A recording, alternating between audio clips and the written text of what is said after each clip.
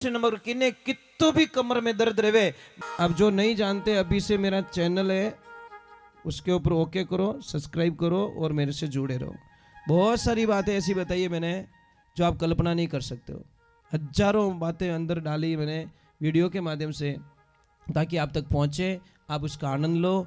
कोई minus point है तो उसको पढ़ाई के लिए, धंधे के लिए, घर की परेशानियों के लिए, मतलब बहुत सारी, जिसकी सगाई नहीं हो रहे, संबंध नहीं हो रहे, क्या कारण है क्या नहीं है, हाइट नहीं बढ़ रही उसके लिए मैंने बताया, पढ़ाई नहीं आ रही उसके लिए बताया, जॉब नहीं लग रहा है उसके लिए मैंने बताया, बहुत सारी चीज़ें बताई है। तो चैनल से जुड़े रहिए। दूसरे नंबर किन्ने कितो भी कमर में दर्द रहे, महाराज आप कल्पना नहीं करोगे वो दवा हमारे घर में पड़ी है। कहाँ पड़ी है? रसोई में। कौन सी? देवियों आप कर सकते हो। बाजरी होती है ना, बाजरी इतनी ताकतवर है, कमर दर्द को खत्म कर देती है, पर उसकी विधि नहीं आती तो कोई मतलब नहीं है। विधि क्या? एक रोटी बनाओ बाजरे की, पर सेको मत उसको, थोड़ी सी तवी पे पटको और 30 सेकंड तक रहने दो और फिर उसको उल्टा घुमा दो। दोनों तरफ से नॉर्मल पकाओ, नॉर्मल मतलब कड़क नहीं होनी रोटी, रोटी पकनी नहीं चाहिए, ध्यान रखो, खाली उन्हीं पापड़ी बननी। और जैसी पापड़ी बन जावे फिर अपने बॉडी को टच करो, जिसको कमर दर्द हो रहा है उसको टच कराओ भाई कि वो तने सही लागे, ज्यादा गर्म है तो थोड़ी देर बाद में बांधूंगा। और जहां दर्द होता है शाम के टाइम में पीठ में बांध लीजिए, कमर में बांध लीजिए, सूती कपड़े से बांध लीजिए, देखो आपको कैसे दर्द गायब हो जाता, कल्पना भी नहीं कर सकते आप। नहीं करते तो हम एक प्रश्न करते हैं, भैया आप दूध किसका पिलाते हो? बोले भैंस का। तो पछे इनो इलाज मार्गन नहीं है के कारण भैया एक बात का ध्यान रखना, विकास नहीं होता। गाय माता जिस दिन बछड़े को जन्म देती है, जो वहां की गीली मिट्टी होती है, जहां पे बछड़े को जन्म देती है वहां का जो स्थान गीला हो जाता है, वहां की मिट्टी उठाओ और घर आंगन में लीप कर दो, निहाल हो जाओगे आप कल्पना नहीं कर सकते उस मिट्टी में कितनी ताकत होती है। गाय जब बछड़े को जन्म देती है तो कहते हैं बछड़ा, पछे क्या वो टोगड़ियो, पछे क्या वो नारकियो, पछे क्या वो बलद, कितना रूप रिया? 4। और भैंस जिन दिन पाडा ने जन्म देवेला उन दिन पाडो और वो मरे जी तो पाडो ही रेवे, कोई विकास नहीं है, ध्यान रखना, कोई चेंजिंग नहीं है। जी जन्मियो तो ही पाडो और मरियो तो ही पाडो। दूसरे नंबर बोलते मेमोरीज नहीं है। आप एक काम करना, कल अनजान गाय को अपने घर के द्वार पे एक रोटी देना, एक गुड़ और रोटी दे देना। ठीक उस दूसरे दिन गाय माता उसी टाइम पे वापस घर पे आ जाएगी आपके घर पे और रोटी मांगेगी, और भैंस ने बदामरो हलवो खिलाई जो, पछे जामण दीजो बारे, और जैसी वो कटे कीचड़ देगी नहीं, ब्यूटी पार्लर में घुस जाएगी मेकअप कराने के लिए। भैंस को इतनी भी नहीं पड़ी कि मेरे मालिक ने सुबह मुझे स्नान कराया और मेरे पे बहुत सेवा की और वह बेटी कादा में लौटी आई मेकअप करके। भैंस जितनी बुद्धि है, गाय ये कभी नहीं कर सकती। तीसरे नंबर, गाय को आप 50 किलोमीटर लेके चले जाओ, छोड़ के आ जाओ, गाय वापस आ जाएगी, और भैंस ने सिर्फ 4 किलोमीटर दूर ले जाइयो, छोड़ दीजो, भैंस ने ठाई नहीं पड़े मैं आई कटूं। इसलिए साइंस कहती बफेलो मेमोरी शॉर्ट, भैंस की मेमोरी काम नहीं करती, वो 2.5 घंटे तक याद रखती है, પછી भूल जा मैं कौन हूं, मैं कहां से आई, मैं कौन हूं, ये भी पता नहीं उसको। अब एक चीज और बताऊं, गाय के बछड़े को देखना, भैंस के बछड़े को दूध पीते ही एक तरफ जाएगा और पड़ जाएगा, सो जाएगा, आलसी टट्टू।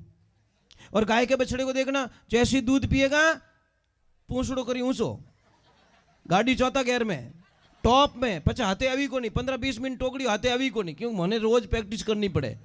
मन ठाए दूध पी लियो, हमें जब तक दूध नहीं पचेला वो टोकड़ी हाथे आवण वालों, પછી आराम शांति उबो रह जा, मन ठाए 20 मिनट की कैपेसिटी है, ये भागेगा, रनिंग करेगा, फिर शांत हो जाएगा, उसको पता है दूध को मैंने बराबर लेवल में। और भैंस रो पाडो कहीं करिए, दूध पियो ने एक तरफ जहां फाप हूं। और एक चीज और बता देता हूं मैं आपको, 10 भैंस के बीच में एक भैंस के बच्चे को छोड़ देना, उसकी मां को, तो 8 भैंस की लात खाएगा वो, तब उसकी मां मिलेगी। और गाय के बछड़े को 100 गाय के बीच में एक गाय के बछड़े को छोड़ना, विथिन 2 मिनट में उसकी मां के पास में पहुंच जाएगा, 2 मिनट में उसकी मां को ढूंढ लेगा। और भैंस रो बच्चियों 8-10 भैंस लातों खाने ठा पड़ेगा, हमारी मां कोनी है, मैं रॉन्ग नंबर आ गया, मैं दूसरे के नीचे घुस गया हूँ कुल मिला के। अब भैंस का दूध, मैं ये नहीं कहता भैंस मत रखो, भैंस रखो, भैंस से आपकी रोजी रोटी चलेगी। भैंस का दूध बहुत अच्छा होता है पीने के लिए, गाय का दूध अच्छा होता है, और मिष्ठान के लिए वगैरह वगैरह के लिए गाय का दूध, भैंस का दूध अच्छा रहता है। इसलिए मैं नहीं कहता भैंस मत रखो, भैंस के साथ में गाय तो रख लो भैया, इतनी तो कृपा कर लो। अब यहाँ पे अब तो घणी बढ़िया लोग लग आप किन्ने किन्ने घरे गाया ये तो बोल दो आप। अब देखना मतलब शायद 1% लोगों के, मतलब 99% लोगों के घर में गाय नहीं है। 100 में से 10 आदमियों ने लोग ऊपर आ दिया। अभी 500 आदमी बैठे, 500 में से 50 ने ऊपर हाथ कर दिया, कौन सी बड़ी बात हो गई भाई। लो, गाय नहीं है, गाय ने क्या बिगाड़ दिया आपको पता है? गाय जीते जी भी हमारे को करोड़पति बनाती है और चली जाती है दुनिया से। तो गाय को फेंको मत, बाहर मत फेंको, कुत्ते लोचे उसका चमड़ा निकाले वहां मत डालो गाय को। गाय को अपने खेत में ले जाके दफना दो। मैं इसके रीधी सीधी बताता हूं, मैं आपको एक प्रयोग बताता हूं। जाए गाय की उम्र पूरी हो जाए, जब वो शरीर छोड़ दे, अपनी उम्र पाके अपने शरीर का त्याग कर ले, तो गाय को फेंको मत रोड पे, आप अपने खेत में ले जाओ, 7 फुट गहरा खड्डा करवा दो, उसमें गाय को मिट्टी में डाल दो, दफना दो। ठीक 24 महीने बाद में उस खड्डे को वापस खोदो। 24 महीने बाद में वहां पे आसपास में पूरी ब्लैक मिट्टी हो जाएगी और करोड़ों जीवाणु पैदा हो जाएंगे जो हमारी धरती को उपजाऊ बनाते, मिट्टी को उपजाऊ बनाते। उसमें से 1 किलो खाद लेना, मिट्टी लेना, काली मिट्टी, और 50 किलो जो जंगल में कोई पेड़ पौधा खड़ा हो, वट का वृक्ष हो, उसके मिट्टी उठाना, उसमें मिक्स कर देना और 1 एकड़ में वो मिट्टी को छांट देना। जब फसल तैयार करो उससे पहले, जब फसल बो दो, दूसरी पान तीसरी पान पिलाओ, तब उसको वापस डाल देना। और एक लास्ट में काटने के मतलब 1 महीना पहले उसको एक बार वापस। 3 किलो खाद पूरी 1 एकड़ में बहुत हो गई। मतलब एक गाय से कम 10 से 12 कुंटल खाद बनता वो, और 1 किलो वो 300 रुपये में जाता है साहब। अब 10 कुंटल बन गया तो समझ में आ रही कि नहीं आ रही? 1 किलो के कितने हो गए? 300 रुपये।